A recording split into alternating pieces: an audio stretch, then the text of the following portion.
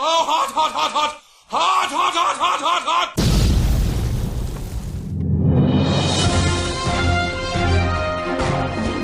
Hot topic.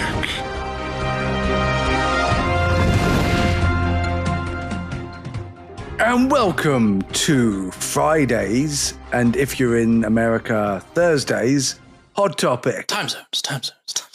I literally just realised this. Yeah. Like last night when the episode came out, the Thursday episode, I was like, because we're organising a very special guest from America, and I was like, oh, it's what is it where you live? And it was like almost midnight where I live, and I was like, oh right, it's time zones. Anyway, hot topic. Hot. Today we are talking about the rise and fall and possible, we hope so, rise of Disney, because we love Disney. Do you love Disney? Yeah. Oh.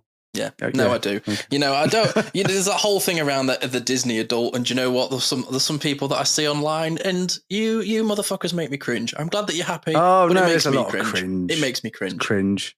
I'm like, if you're enjoying it, crack on. If you're having, and I've been to Disneyland. I fucking love it. It's people. Great. It's like autism Christmas every day. I like. Yeah. Don't get me wrong. I really enjoy it, but it's weird, isn't it? Because like it had like 2010 happened, and I just feel like it all changed, and I don't know why. But we're gonna get into it. 2010 today. happened. What I missed?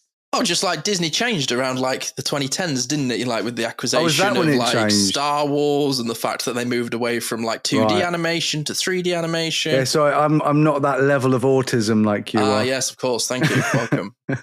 I'm the look at the pretty cartoons level of autism.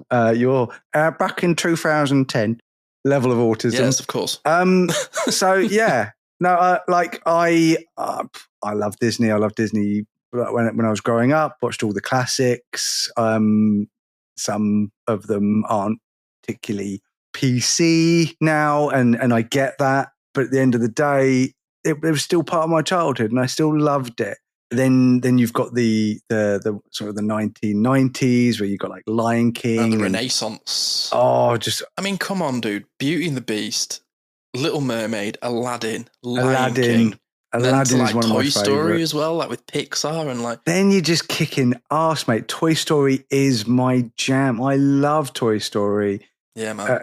It's like there's just so much of Disney that I just love and can rewatch it every day of the week. I'm happy to stick. If someone said, "Oh, do you want to do a Disney marathon tomorrow?" I'd be like, "Hell yeah!" What do you want to watch? Nothing from 2000 and onwards. Well, not nothing, but most of what I choose is probably going to be 90s. And I absolutely, I think you're right. Like 2010. Since then, it's been very hit and miss. Very hit and miss. I feel like there's been a bit of a lack of creativity, you know, because even in the 2000s, dude, we had The Incredibles, we had Monsters, Inc., you know, we've had Ratatouille and Wall-E, and like we had really great stories. No, you're right, yeah. And then I feel like after like the acquisition of like Marvel and then Star Wars and especially like Disney Plus, I just feel like we're getting sequels, or they're just trying to do like extended world building. Like, I love Star Wars. Absolutely love Star Wars. I have multiple Star Wars tattoos. I have a vintage Return of the Jedi R2-D2 just to the left of me here right now. I love R2-D2.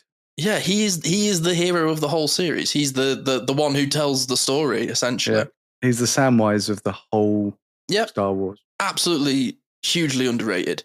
And I just feel really like there's no sort of like creativity anymore. Yes. I just feel like there's so much like great opportunities they had when they bought Star Wars. And you know, when I went to see The Force Awakens, dude, I was fucking gassed. And then I watched the film for the second time and I was like, this is just A New Hope. Oh yeah, no, it's just Again, copy and paste, man. It was just copy and paste. And then I watched the Last Jedi, and loved it. Yeah. And do you know what? Any film like the what was it, The Last Jedi? Any movie maker that goes, I want 50% of the people of the audience to be disappointed because I'm subverting expectations, shouldn't be making that kind of movie, in my opinion. Yeah, no, 100%. Like the last two Star Wars, like I watched them. I had all the expectations. But like Rogue One's been brilliant. Andor on Disney Plus currently, it's fucking phenomenal. But there's not been enough of it. Rogue One is my favorite Star Wars movie.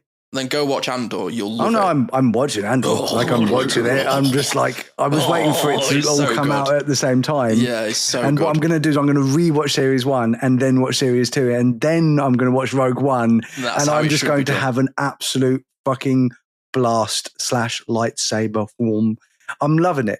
So honestly, there's a lot of people out there that people would consider to be like a toxic fan base or review bombing because they don't like something. And I'm not saying that doesn't happen. I absolutely agree that there's definitely some racist people out there that are like, oh, a black mermaid.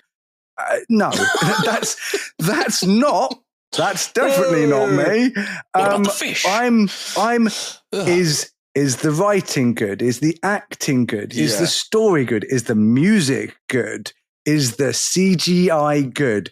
9.9 times out of 10, the answer to that last question is no, it's jack shit. Their CGI looks like it's from PlayStation 1. I don't understand what's happened to Disney. I do understand what's happened with that.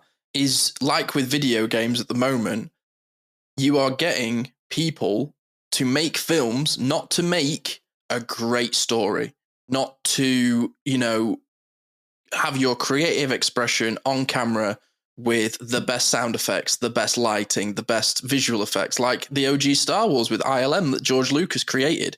He was a visionary in filmmaking. And I really thought when they were going to make new Star Wars films, I was like, wow, what technology, what film techniques are they going to add to continue the legacy of this film?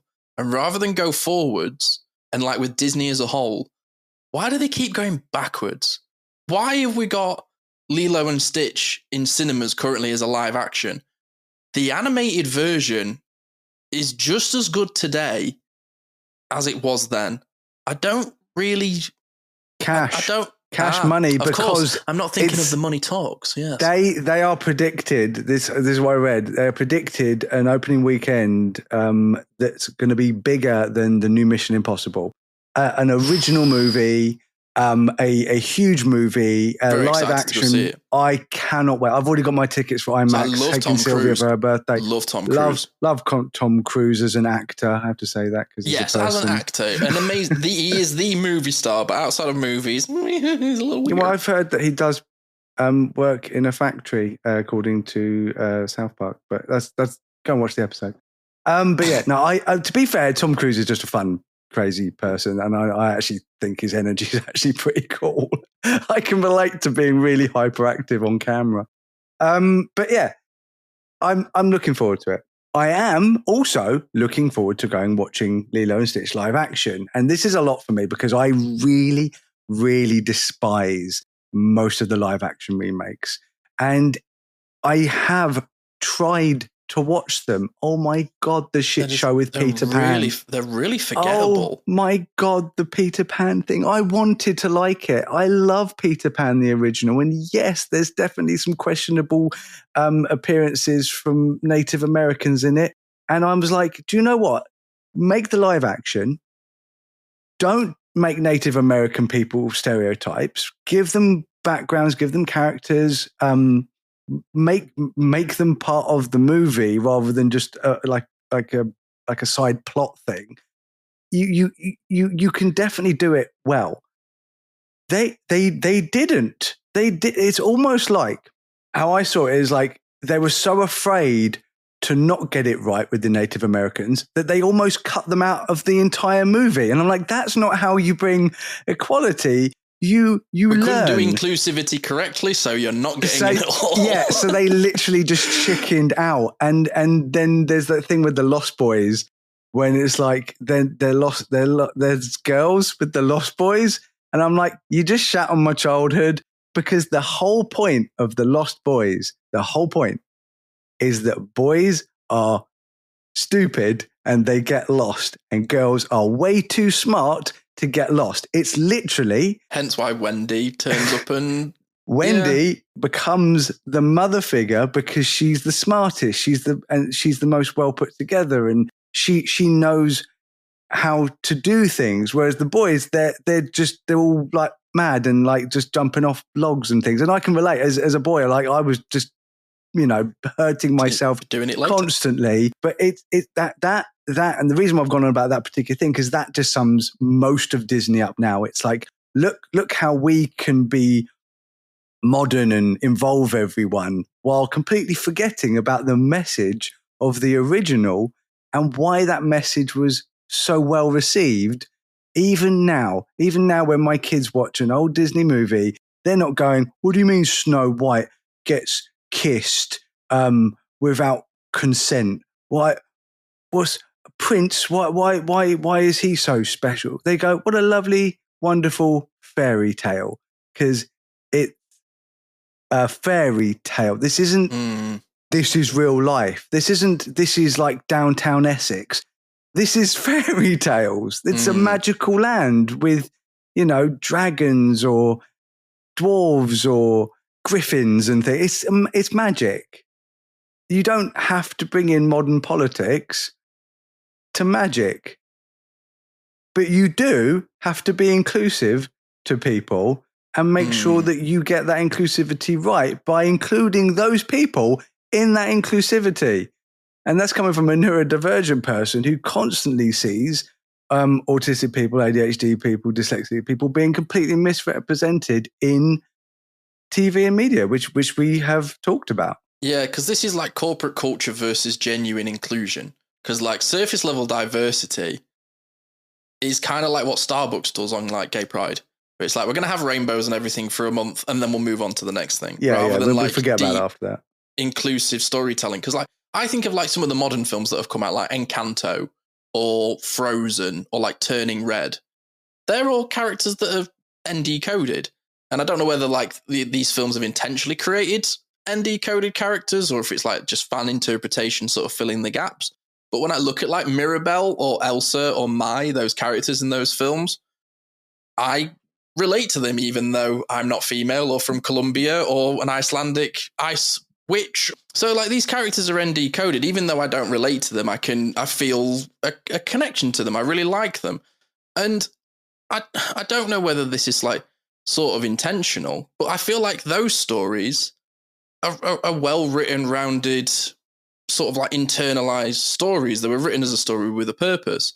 And I've not seen the sequel to Frozen, but I kind of, if it goes along the sequel sort of path, it just feels like they do the same story but add a different character to sell different toys.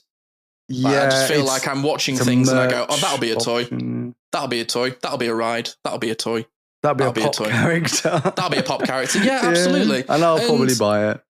Yeah, and I just don't. And I see a lot of like with Kathleen Kennedy, who's been like the main producer at Star Wars. The South Park joke of put a chicken in it and make it gay, make it lame. Yeah, like that's what I mean. It's like there's like concerns about like sanitizing experiences for like mainstream appeal.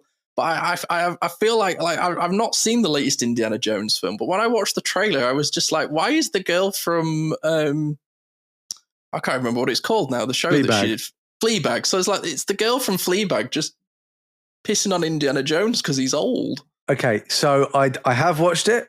Yeah. It's not that. It's not that at great. all. Maybe it's just the trailer then. It's very bad trailer, and I feel like that's the point. Is that there's definitely people at Disney who are making those trailers and going, "That's what people want to watch."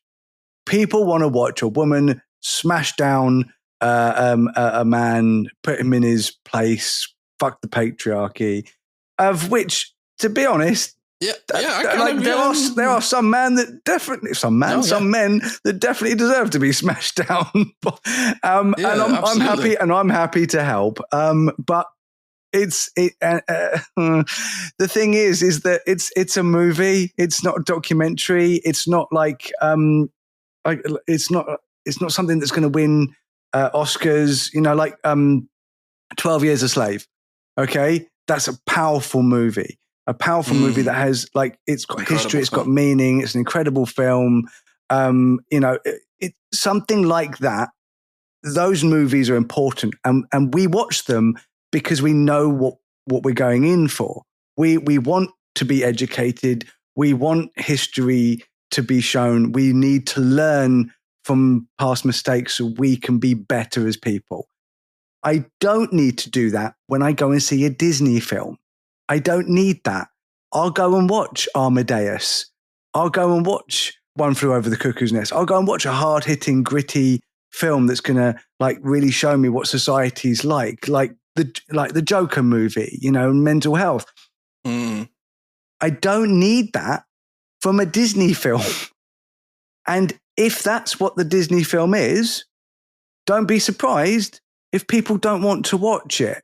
And this is what Disney, when I see they suddenly just plummeted, was because they had a particular message that I think that they thought 5 TikTokers were very interested in. And they kept putting that message. Now, I don't particularly know what this message is because it seems to be very confusing and it just depends on some people are like, oh, it's about race or it's about religion or it's about trans issues or it's about this. And it's like, well, all those things should be included. But the movie shouldn't be about those things because that way you're just isolating an individual or a minority and going, look at that one. Look, we got the autistic one. Look at her. Look at the autistic one. Look, we're good people because we got the autistic one. And I'm like, is that really what couldn't you have just put an autistic person in there and just shut the fuck up about it?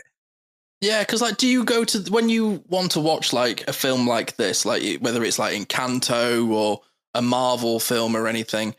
Art imitates life, but I also kind of interested in art because I'm trying to escape life. Yeah, it's like when I go to a movie, I don't want to kind of, if I'm reading about RFK, I don't want to watch a Disney movie and then the villain's like RFK. I want to have escapism. I want to be involved in a story and be taken away personally. That's just me. Maybe I'm wrong, but no, you're spot on. And I like the fact that you're talking about the villains because that's the other thing that I think that is really fucking annoying about modern Disney is that they keep making these movies about well put together, brilliantly written, evil, God, I love to hate them, heel type villains like Cruella de Vil, who has to be one of the most evil freaking people there's ever been in Disney. I mean, she wants to kill puppies to make a jacket, right? But here's her trauma to explain why. But Disney are let's do a live action movie and explain why she does. I don't give a shit why she wants to do that.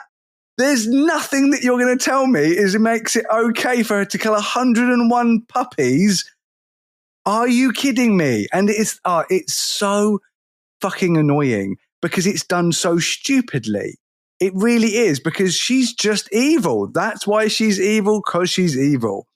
I don't need a background story about Cruella de Vil. I didn't watch it. I wasn't interested. I watched some reviews and unfortunately, Emma Stone made her kind of cool. Yeah, but that's the thing. You shouldn't think she's cool because she kills puppies and makes freaking fur coats out of them. That's not cool. I mean, is that what the message from Disney is? It's okay to kill puppies as long as your mum was killed by a dog. Maybe I'm just once. doing that thing where I'm looking too deep in the source. But all of these films are all of these villains that you hated and you grew up hating. They're just bad. They were good people that just do bad things. No, that's literally what they're doing. They did it with Maleficent, but I enjoyed Maleficent. I've seen the first one. I don't do sequels. But then they did it with stuff. Wicked as well. And it's the evil witch. And it's no, she wasn't really evil. She was misunderstood. I will say, though, the book is incredible and the stage show is incredible. look, So- I'm not saying that these things shouldn't Mm. exist. I'm saying I don't want to watch them. That Disney won't get my money for those things. And I feel, and I think the numbers with most of these films prove, I'm not alone in this. I'm not alone in there's going, a lot of I don't need to oversaturation. know Cruella de Vil's background. I don't want, like, the Joker movie, not the second one, that's shit. And I know it's DC and I know it's nothing to do with Disney, but it's the premise is the same. It's, why is the Joker a mass murdering psycho? And you're just like, oh, because he had a difficult time and mental health issues. And that's a very interesting movie. That's a very, very good movie. But they could have the made first that one's movie brilliant. and it hadn't been the Joker. They could just made that movie about somebody that just goes over the edge, driven.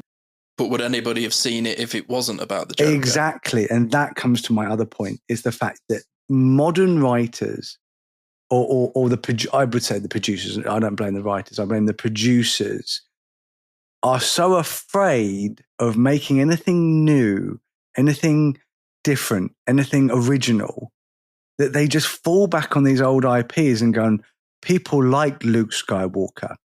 Let's bring him back as a geriatric, miserable old tit who barely did a goddamn thing in the sequels. But don't worry, we can put him on the poster and we'll make some money from it. And I'm like, oh, piss. Oh. Look, I'm still really upset by that. Like, this is a man who went into the throne room against the Emperor and Darth Vader and came out with Anakin Skywalker. He was awesome. He That's had what he had a was. He was nightmare about his freaking nephew awesome. getting a bit emo, and he's like, he needs to die. Have these people watched these films? No, that's the thing. Like, why do they keep killing off legacy characters just to replace them with fucking boring, sort of like the whole thing with Finn? They made a really interesting character who was a former stormtrooper. I liked him a They lot. teased that he was force sensitive. And in the next two films, he has no story, and he's literally laughing maniacally while he's killing other stormtroopers. Like, he's like quipping jokes and stuff, and I'm like, you are one of these people. Do you not have like any emotional depth beyond? Yeah, no, it's me no like it. Yeah, I know that people love to say, "Oh, Disney's gone woke." There's nothing wrong with being woke. It's actually a really, really good thing. And what Disney are doing, they're just trying to make a lot of money by pleasing a particular demographic of people because they think that that's the popular opinion, but they don't actually know what the popular opinion is. So their movies just come across as just one big mess. That's how I look at it. I'm going, I don't know how I'm supposed to feel. Do you know one that was good? I'll tell you one was good that I actually enjoyed, and have you enjoyed it or not? I don't care. Jungle Cruise. Oh yeah, the With Dwayne Johnson. The Rock. Yeah. And it had Jack Whitehall. And he was gay. He's a gay character. I was like, yeah, cool. Like that's like it wasn't all about the fact that he was gay. It wasn't like everything's about him being gay. And let's point about him being gay. It was like it was just mentioned that he was gay and he's a gay character in a Disney film, and the rest of it was just the movie. And he was in the movie and he was cool, and it was like, oh, he happens to be gay rather than the whole movie's about him being gay. I'm just like, perfect. But if there is a movie about people being gay, and this is a gay central movie, then I'll be like, okay, I will watch that. Like Brokeback Mountain, right? That was a movie specifically for that, and it was about that. So I go, yeah, I'll watch that. It's a great film. But if I go and watch a Disney film with The Rock where he's in the jungle and he's just fighting a bunch of random people, and then they made the whole movie about Jack Whitehall being gay, I'll be like, what? That's not what was sold to me. Like, I don't know. Like, that's not what I came here for. It's like one of my favorite films is like a rom-com drama from the 90s called As Good as It Gets. It's got Jack Nicholson in it and Simon Bishop and stuff. He is an autistic man with OCD, and there's a gay character that's in it who gets beaten up and he ends up basically looking after his dog, and then there's the waitress that's involved, and there's loads of amazingly neurodiverse characters in this film. Yeah. But at no point does it become their entire character is this guy is gay. Their entire character is this guy has OCD. Those traits move the plot.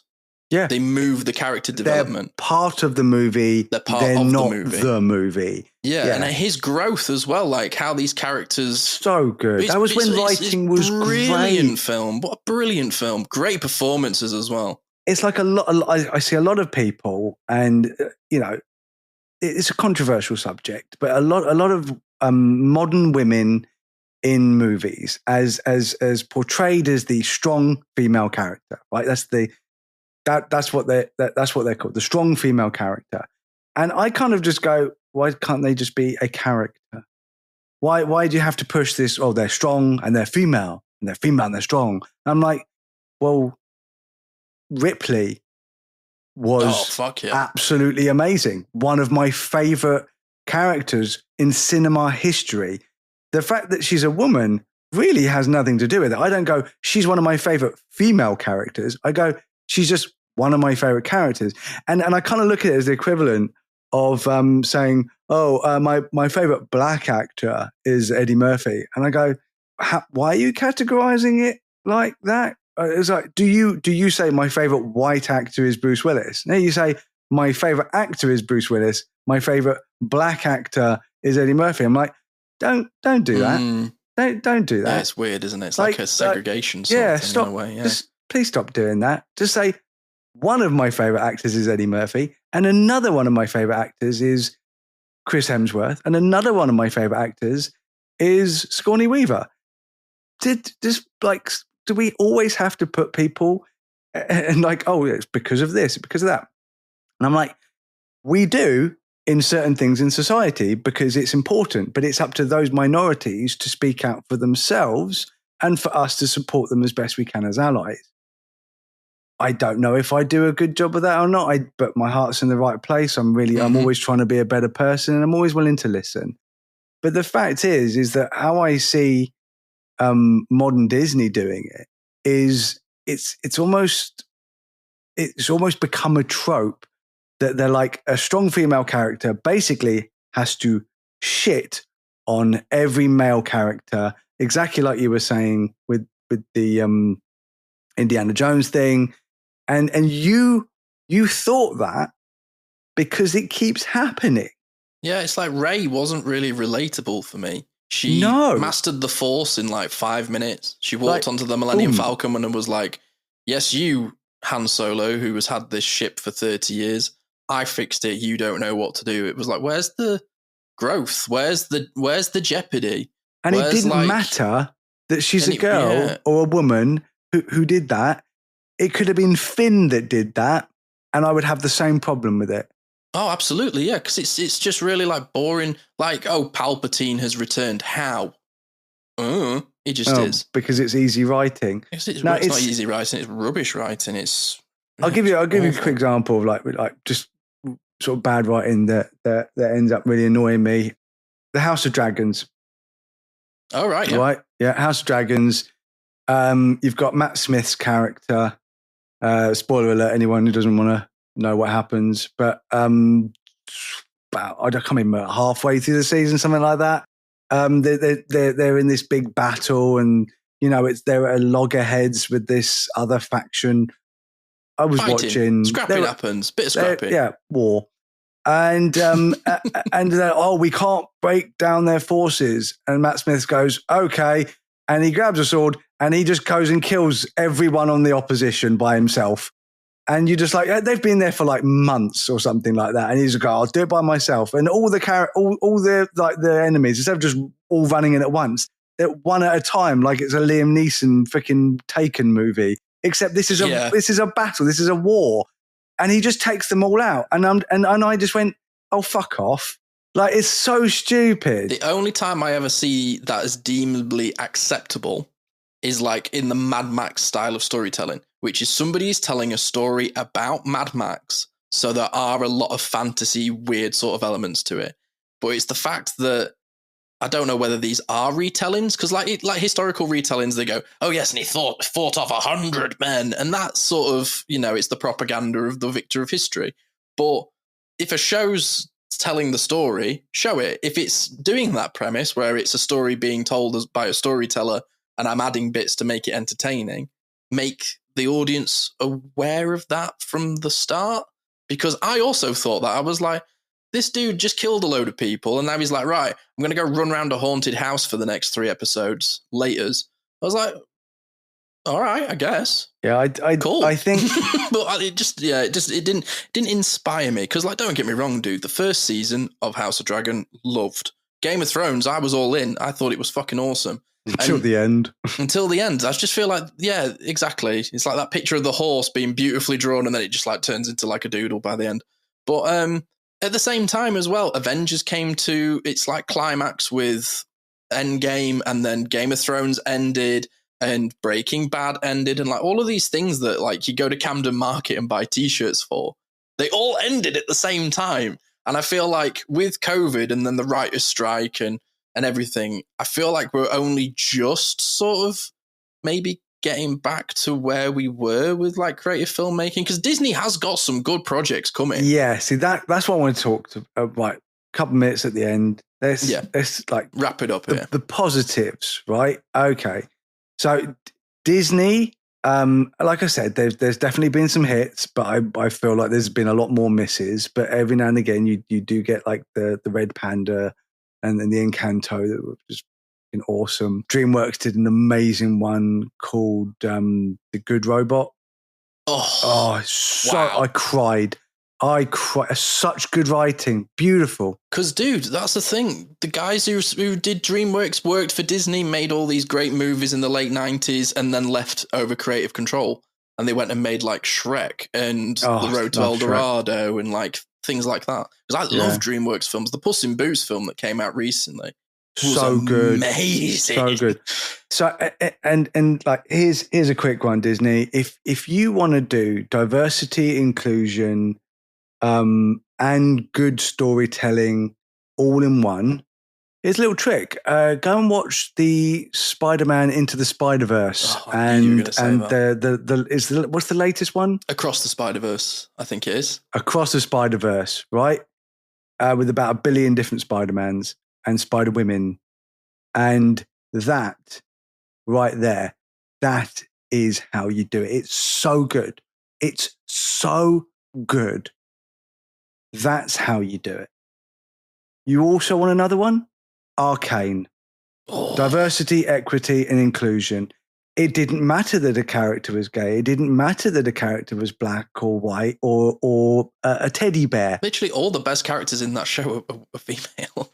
Literally. Literally. You go, characters in that show. Who's your favorite character? Well, it's probably a woman in that movie because they're so good. And it doesn't matter what diversity and inclusion is in it, because that's not why it's in it.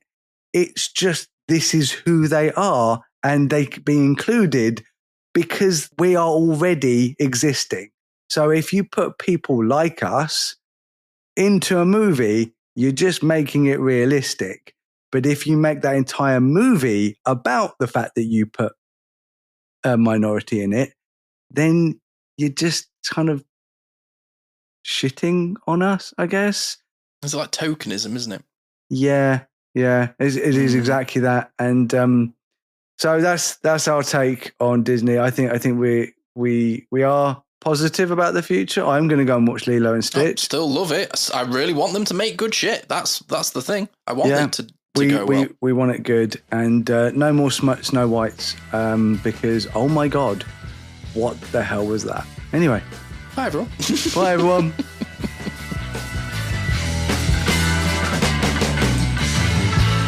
Thanks for tuning in to the Neurodivergent experience. We hope today's episode sparked something for you, whether it's a new idea, a bit of validation, or just a moment of connection.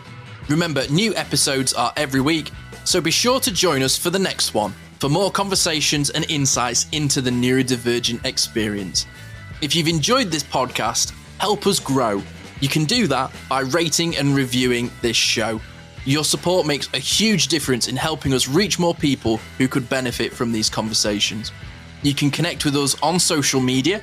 Find us on Instagram, Facebook, TikTok. Just search for the Neurodivergent Experience. Thank you again for listening. And until next time, take care of yourself. You're not alone in this journey.